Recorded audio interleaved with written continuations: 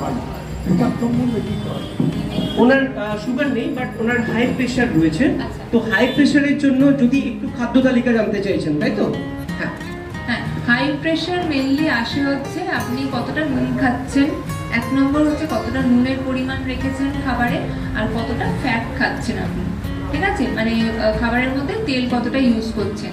তো সেক্ষেত্রে কোলেস্টেরল কি আপনার হাই? কোলেস্টেরল হাই না। তো সেক্ষেত্রেও আমি বলবো প্রেশারের ক্ষেত্রে আপনি খাবারের মধ্যে ফল আর সবজির পরিমাণ বেশি বাড়াবেন। মানে যাদের প্রেশার বেশি থাকে তাদের ফল আর সবজি দিয়ে ট্রিটমেন্ট করা হয়। রীতিমতো খাদ্য তালিকায় মানে